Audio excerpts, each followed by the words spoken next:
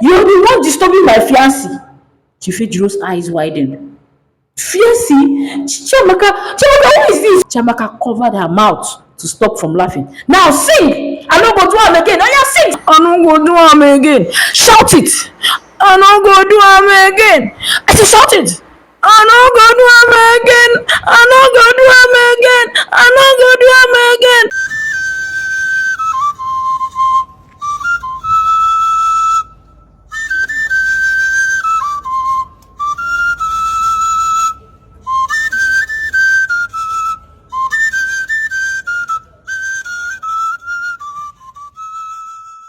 Chiamaka stood at the bus stop holding a brown file close to her chest.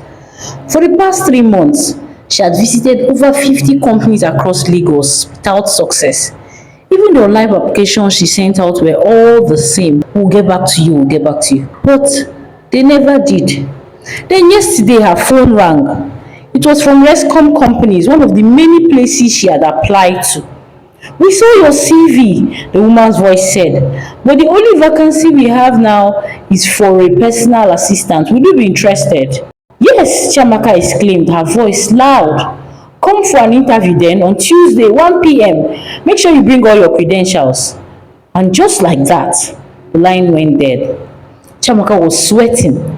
She had trekked for long, but she didn't care because in her heart, she had only one wish: I must get this job. I must save my mother. She had finished school with good grades. She was smart, but life was hard. Her mother was very sick. There was no money for medication and no one else to help. Just Chiamaka. She had promised her mother, once I finish school, I'll take care of you. But now, Mama was lying in bed, very sick. That morning, after the call, Chiamaka quickly ran to her best friend Amara, who lived a few houses away. Amara, I got a call for a job interview. It's a big company. They say it's Rescom. They say they need a personal assistant. I'll take anything for now. I need money for Mama's medication. Amara's face changed. You mean Rescom Holdings? Hey, I hope it's not the place I'm thinking of, she shouted. Chiamaka, please, you can't work there, Amara said. Their MD, Chifejiro, is a terrible man. What did he do? Chiamaka asked. What did he do? Amara hissed. He molests his staff. Some say he even rapes them. Do you know that? She works there now. He touched her. She couldn't report him because of the stupid contract he makes them sign. Nobody can speak or report him to anybody. Chiamaka's face went still. Ha! So what do you want me to do now? I should stay at home and watch Mama die? Amara went silent. Then Chiamaka said, voice low but firm, I'm not afraid of Chifejiro. If he tries me, he will see. When Chiamaka entered the company building, the receptionist looked up and gave her a tired smile. You are here for the personal assistant role? She asked. Chiamaka nodded. The girl leaned forward, lowered her voice. They don't usually do proper interviews here. He will just call you in, look at your face, and decide if you're his type. Chiamaka nodded again. She already knew the kind of job she came for. When Chifejiro walked past for the first time, he didn't even look at the other applicants. His eyes went straight to Chiamaka. He stopped, took a long, slow look. You, come with me. No good morning, no introduction, just command. Chiamaka stood up and followed him like a good lamb. His office had glass everywhere, cold AC, post TV showing fake laughter, a very big desk, soft leather chairs. He offered her a seat, sat across from her and leaned back. You look calm, quiet and focused. I like that. Chiamaka smiled. Thank you, sir. Have you worked as a personal assistant before? No, sir, but I'm a fast learner. Do you have a boyfriend? She looked up slowly. Is that part of the job description, sir? He smiled. Not really, but this job needs a lot of your time. You will travel often, you know. I don't like distractions. I do, sir, but I promise it won't be a distraction. He leaned forward again, eyes moving slowly across her body, like he was studying her. She sat still, calm, smiling. 5 minutes later, he said, "You are hired. No interview, no papers checked, no real questions asked." Chiamaka stood up, fixed her file, and gave a small smile. "Thank you so much, sir. You won't regret it." Chiamaka came to work very early on her first day. She wore a clean shirt, a plain black skirt, and flat shoes. No makeups, no earrings. The receptionist smiled at her. "You're early, oh, that's good." She was told to wait in the HR. A slim man with glasses came out after a while and gave her a file. "This is your employment contract," he said. Chiamaka sat down and opened it. One line caught her attention. "No staff is allowed to sue the company or any director under any condition during or after their employment." She frowned a little. "Why is this part here?" she asked. The HR man gave a small smile. "It's just standard practice. Don't worry about it." Chiamaka wanted to ask more questions, but then she remembered her mother still lying on that thin bed at home.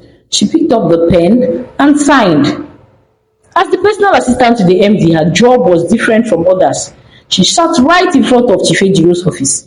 She picked his calls, arranged his meetings, took notes when he spoke, and reminded him of things he usually forgot. She was always the first to arrive and the last to leave. She didn't complain, she didn't gossip, she didn't speak too much. And whenever he passed by, she greeted him like a church usher. "Good morning, sir. Good afternoon, sir. Yes, sir. No problem, sir."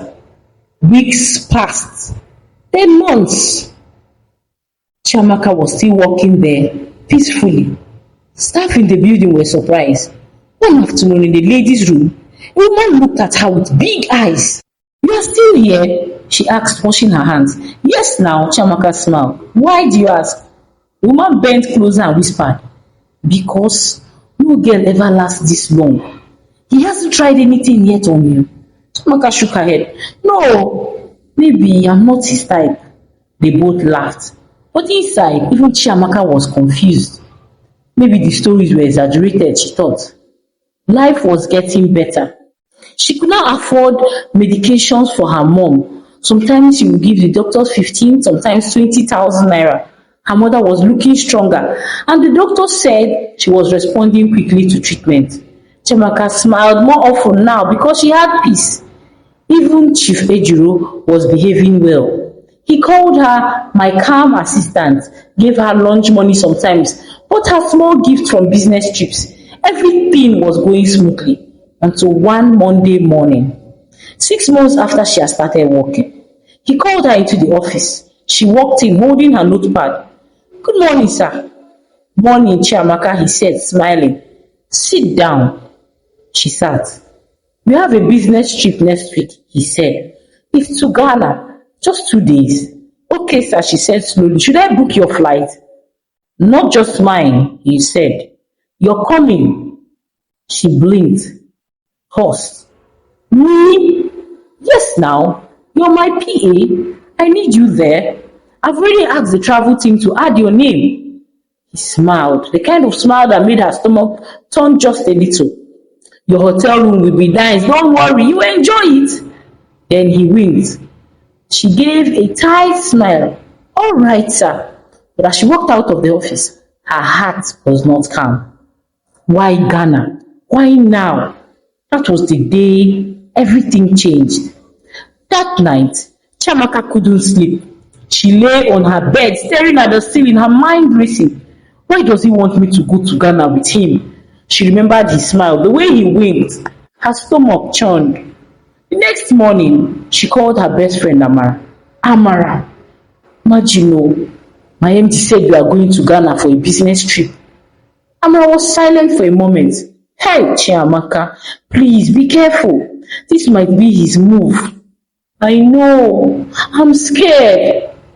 "Do you want to quit?" "I can't quit now. Mama's treatment is going well. I can't stop now." Amara sighed. "Then you need a plan." Chiamaka nodded, even though Amara couldn't see her. "I need a plan, oh, I need." The next day at work, Chiamaka was quiet. She did her tasks, answered her calls, scheduled meetings, but inside she was thinking, if he tries anything, I need to be ready. She started carrying a small voice recorder in her bag just in case. She also told Amara about the hotel they'll be staying in. If I don't call you by 9 p.m., call me. If I don't answer, keep calling. Amara agreed. I'll be waiting for your call. The day of the trip arrived. Chiamaka packed her bags, her hands shaking. She kissed her mother goodbye. I'll be back in 2 days, Mama. Take care of yourself. Her mother smiled weakly. Be safe, my child.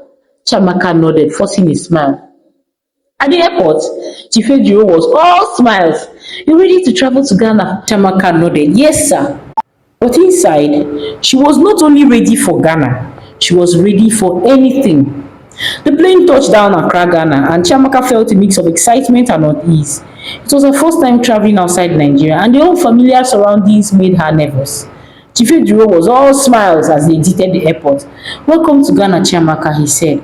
You will love it here. She forced a smile. Thank you, sir. They checked into a luxurious hotel in the heart of the city. The receptionist handed him their room keys. Room 305 and 306, she said. Chiamaka looked at the keys, then at Chifejiro. Sir, are these rooms connected? He chuckled. Don't worry, Chiamaka, they are separate rooms. You'll be comfortable. She nodded, but her unease grew. That evening, after a long day of meetings, Chiamaka returned to her room to rest. As she was just about to change, she heard a knock on her door. She opened it slightly and saw Chifejiro standing there holding a bottle of wine. I thought we could celebrate a successful day, he said, smiling. Chiamaka hesitated. Sir, I'm quite tired. Maybe another time. His smile faded slightly. Just one glass. I insist. She knew she couldn't refuse without raising suspicion. All right, sir. Please come in. Inside, they sat on the couch, sipping wine. Chifejiro moved closer. You've been doing an excellent job, Chiamaka. I appreciate your dedication. Thank you so much, sir. He placed his hand on her knee. You know, we could make this trip more enjoyable. Chiamaka's heart raced. Sir, I think it's best we keep things professional. He leaned in, attempting to kiss her. Chiamaka stood up abruptly. I'm sorry, sir. I think I need to rest now. Chifejiro looked annoyed but stood up. Very well. Good night. Stop this your holy things. It won't take you anywhere. Good night, sir. She locked the door behind him, her hands trembling. Alone in her home, Chiamaka sat on the bed, tears streaming down her face. I need to get out of this situation. I need to do something, she thought. She picked up her phone and called Amara. Amara, do you know this man tried to kiss me? Are you serious? Yes. I'm so scared right now. I don't know what to do. I hope you're okay. Yes. Don't worry. We'll figure something out together. Back in Lagos, Chiamaka sat on her worn-out couch, her face still flushed from the ordeals in the office. After that night in the hotel, Chifejiro had also slightly brushed her breasts inside the airport taxi on their way back. She decided to visit Amara. Amara, her ever vocal best friend, paced the room like a lioness on a Red Bull. So, he touched you? Amara's voice was sharp. Chiamaka nodded, her eyes misty. He tried more than that, Amara. If I hadn't pushed him off. Amara hissed. That man, he's a certified abaya. He thinks he's untouchable because of his money. Just then, the door creaked open and in strutted Tunde, Amara's neighbor. He was clad in a full military uniform, complete with boots and beret. Amara, give me your charger. He shouted.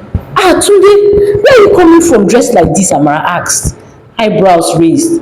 Tunde grinned. I'm coming for rehearsal for a movie role. I'm playing a no-nonsense army officer. Chiamaka's eye lit up. Ah, Tunde, please come on. I have an idea. Please, how would you like to put up those your acting skills to real use? Tunde tilted his head, intrigued. What are you two up to? These girls are wahala. Chiamaka leaned in, her voice low. The thing is, I want you to help me. I want to set a trap for my boss. The guy is always harassing his female staff. I heard there was this girl he even raped. Resign now, Tunde snapped. Resign? Ha! Do I have that kind of luxury? I can't oh, I need the money, please. I just want you to help me. The man obviously has plans for me because the way he's been looking at me since the Ghana incident, I'm scared. I don't know why he did what he did, but I want us to plan for him in case of next time. I have the record of the incident where he tried to harass me when we visited Ghana together. But I just need you to help me. I want to lure him to a hotel. Then I'll act like I'm interested in him. Then when he's vulnerable, you will now burst in as my military boyfriend and give him the scare of his life. Tunde's eyes widened, then he burst into laughter. Hey, this sounds like a Nollywood blockbuster. I'm in! Amara clapped her hands. Hey, this is going to be epic. They spent the next hour plotting every detail from the hotel booking to the exact timing of Tunde's dramatic entrance. As they finalized the plan, Chiamaka felt a mix of nerve and excitement. This was her chance to turn the tables on Chifejiro and teach him a lesson he won't forget. The next day, the plan was set. Chiamaka would act like he had a change of heart after the whole incident, luring Chifejiro into a false sense of security. She would suggest a private meeting at a hotel, and once he was in a compromising position, Tunde would storm in, playing the role of her enraged military boyfriend. Chiamaka's hands trembled as she typed the message to Chifejiro. Sir, I've been thinking about you. Maybe we can talk about what happened in Ghana. I'm free tonight, 8 p.m. at the Grandeur Hotel, room 412. She held her breath as she hit send. Almost immediately, her phone buzzed. I'll be there, my love. Her stomach twisted. There was no turning back now. At exactly 8 p.m., Chifejiro arrived, his confidence oozing like oil from a poorly maintained generator. He walked in, adjusted his agbada like a man who owned the world. Meanwhile, Tunde, dressed in full military regalia, complete with fake medals and a belt tighter than Lagos traffic, was hiding in the next room, koboko in hand, ready for action. When Chifejiro entered the room, he smirked. Chiamaka, my dear, he said as he walked, I know you come to your senses. Chiamaka forced a smile. Sir, I just realized how much I admire you. Internally, she was saying, God forgive me for this lie. Oh. She continued, I'm sorry for what happened in Ghana. Chifejiro sat on the bed, putting the space beside him. Come, let's talk properly, he said, dragging Chiamaka closer. Before Chiamaka could respond, the door burst open. Chifejiro nearly fell off the bed. Jesus Christ! Tunde stormed in, koboko in one hand, fake military ID in the other, looking like a cross between Area Father and Rambo. So, you're the one disturbing my fiancé? Chifejiro's eyes widened. Fiancé? Chiamaka, who is this? What is this? Chiamaka clutched her chest dramatically. Oh no, Tunde, my love, I can explain. I can explain what? I got a call from my informant that you are here with this old lion that calls himself your MD. He said, pointing his koboko at Chifejiro. You, Oga at the top. Oh yeah, stand up. Chifejiro scrambled to his feet, his belly shaking like a bowl of custard. Please, soldier boy, please, this is a misunderstanding. Shut up! Frog jump now! Chifejiro blinked. Frog what? Tunde started wiping his koboko against the wall. Do you want me to count to one? One? Chifejiro yelled and immediately crouched his big belly, making it look like a sack of garri was trying to escape his shed. Chiamaka covered her mouth to stop from laughing. Now sing! I no go do am again. Then Chifejiro started singing. I no go do am again, oh! I no go do am again, oh! Tunde turned to Chiamaka. Baby, you see this man? Now him dey harass you? Now him dey harass women up and down? Look at him now, look at him. Look at how he's dancing like Agidi for pepper soup. Chifejiro collapsed on the floor, panting like a generator that just survived the fuel hike. Tunde picked up his phone and shouted, should I call my boys at the barracks or you go cooperate? Nah. Chifejiro raised his voice, shaking. No, please, abeg, no call them. I will do anything. Good. First, you write a letter to Chiamaka, a 4-page apology letter. Second, if I ever hear that you harass anyone again, I will personally bring my koboko to your office and turn you to pounded yam. Do you understand? Chief Ejiro nodded so fast, his double chin clapped. Yes, yes, yes, anything, anything. Tunde turned to Chiamaka. Oh yeah, baby, let's go. As they walked out, Chief Ejiro still sprawled on the floor like a defeated wrestler. Chiamaka finally burst into laughter. Today, you whole Nollywood actor. I was just warming up. If I had misbehaved more, I for ask him to do shaku shaku with that his big belle. Amara, who had been disrupting outside, ran up to them. I heard everything. Chief Ejiro don collect proper wahala today. The three of them laughed as they walked away, leaving Chief Ejiro to nurse his wounded pride and probably his aching knees. The next morning, Chiamaka sat in her mother's apartment sipping a cup of tea. The events of the previous night replayed in her mind, bringing a smile to her face. The plan had worked flawlessly, and Chief Ejiro had been thoroughly humiliated. A knock on her door interrupted her thoughts. She opened it to find Amara, her ever-energetic friend, holding a brown envelope. Babe, you won't believe what just arrived. Chiamaka took the envelope and opened it, revealing a handwritten letter. She began to read aloud. Dear Chiamaka, I'm deeply sorry for my inappropriate behavior. I realize now how wrong I was and the pain I caused you. Please accept my sincere apologies. I promise to treat all my staff with the respect they deserve going forward. Sincerely, Chief Ejiro. Chiamaka and Amara exchanged glances before bursting into laughter. Can you imagine the mighty Chief Ejiro reduced to writing apology letters? Hey! Well, he needed a taste of his own medicine. Just then, Tunde walked in. Hello, ladies. Hero! You deserve a medal for your performance. It was nothing. I was just doing my civic duty. How is he doing? He's fine, they answered. They all sat. The atmosphere was light, filled with laughter and relief.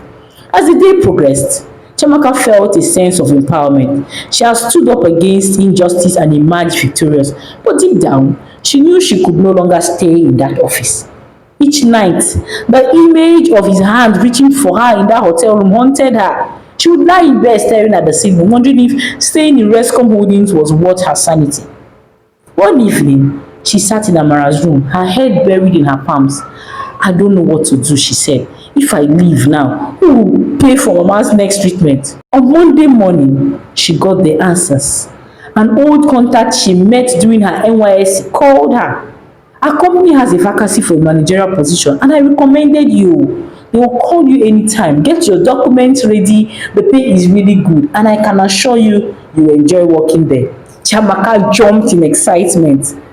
The next morning, Chiamaka walked into Rescom Holdings with her head held high. Her heels clicked on the tile floor like a beat announcing her power.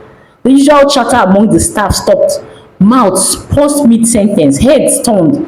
Whispers trailed her like perfume. The receptionist leaned forward as she passed. Everyone has been asking of you, she whispered. What did you do to Chief? He's been acting different since last week. Another staff picked up. Where have you been? We thought you don't resign like every other PA. Chiamaka smiled faintly and kept walking. As she entered Chief Ejiro's office, he looked up from his desk and immediately stood. His hands were shaking slightly as he straightened his tie.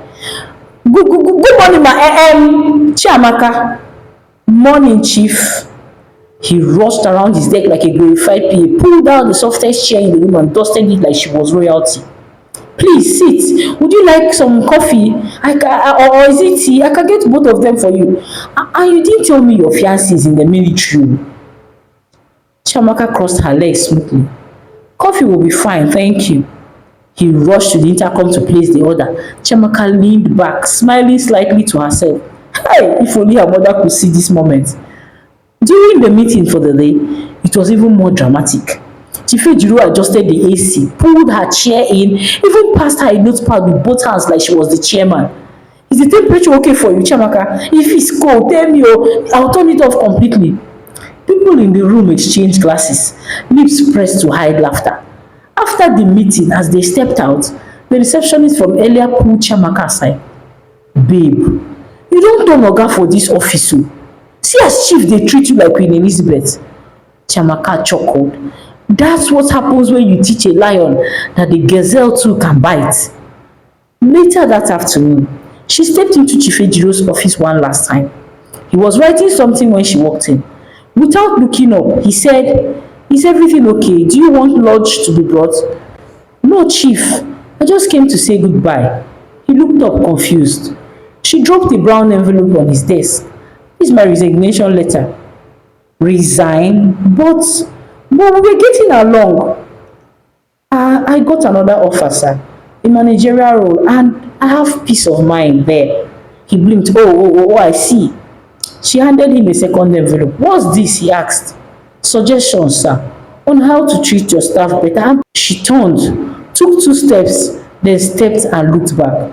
"Before I go, I just wanted you to stop harassing your female staff, because if you continue like this," she paused and smiled, "one day you will mess with someone who doesn't just stop at koboko." He opened his mouth but closed it again. She turned back with a final smirk. "Goodbye, sir. Don't miss me too much." And with that, Chiamaka walked out of Rescom Holdings not as a victim, but as a woman who rewrote her own ending. The end. Thank you so much for watching this powerful story. I hope you enjoyed it. As you've seen, silence can be deadly, but wisdom, strategy, and courage can turn any victim into a victor. Imagine Chiamaka. She didn't fight back with noise. She fought with intelligence. She didn't drag him online, didn't shout. She gave him a taste of his own bitter medicine and walked away with her dignity, her job, and her freedom intact. The moral of this story is that you shouldn't abuse power, because tables can turn. And if you're being mistreated, never feel helpless. Sometimes the best revenge is rising higher than your oppressor ever imagined. Now, I want to hear from you. Do you think Chief Ejiro truly learned his lesson, or do you think he was going to do it to the next PA? Have you ever had a boss like Chief Ejiro? Please share your thoughts in the comment section. You know I always read every single one of them. And please don't forget to like, share, and subscribe for more stories that are entertaining, educating, and empowering like this. Until next time, stay wise, stay strong, and never forget, gazelles too can bite. Thank you so much for watching. See you in the next one. Bye.